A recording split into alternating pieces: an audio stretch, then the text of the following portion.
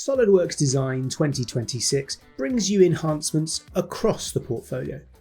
In this video, we'll focus on the new functionality coming to SOLIDWORKS for plastics. For those who spend their time designing plastic parts in SOLIDWORKS, understanding manufacturability can dramatically impact both cost and time to market. SOLIDWORKS Plastics 2026 introduces powerful new enhancements that every part designer and mould maker can appreciate. To showcase what's new, let's look at the joystick control for the Vermeer horizontal drilling machine.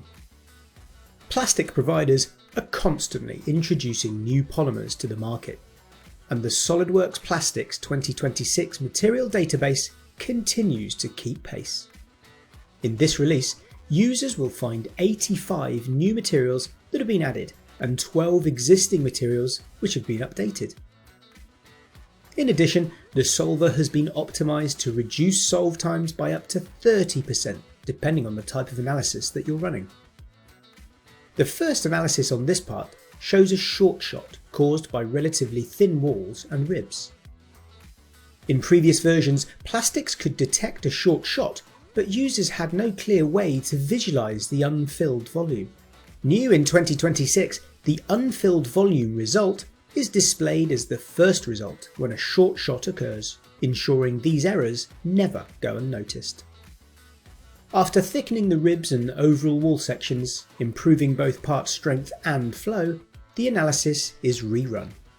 The model now fills successfully, eliminating the short shot.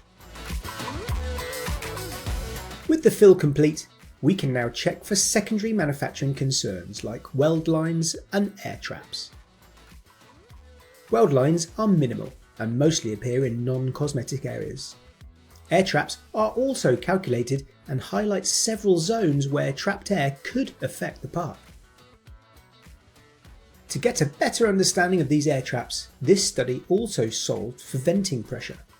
Results show a high pressure region at the top of the part, reaching around 3 megapascals. At this level, burn marks and material degradation may occur during filling. In past versions, venting could only be defined at vertices, but in real moulds, vents often follow split lines and edges where air naturally escapes. New in 2026, users can now define edges for venting. In this example, rib vents and parting line vents have been added.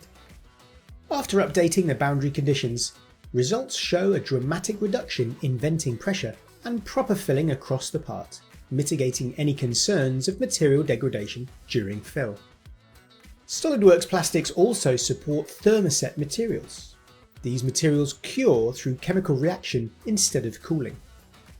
These include things like epoxies, phenolic resins, silicons and other specialty materials. For this joystick, the palm and finger grips will be made of a silicon.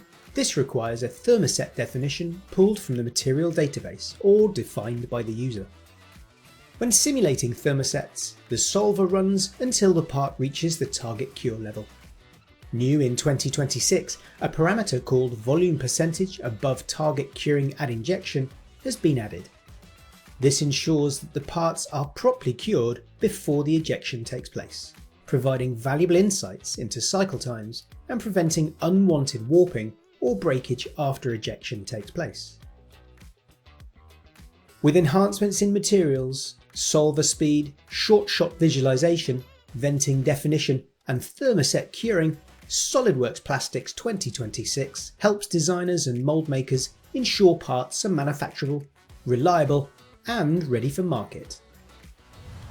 Together with our TriMech Group partners, we're showcasing the latest and greatest enhancements across the SOLIDWORKS 2026 portfolio on our dedicated What's New webpage. There you can dive deep into our blogs and videos that outline everything you need to know about the new release. And you'll also be able to get in touch with our experienced engineers for a tailored look at how SOLIDWORKS Design 2026 could boost your business.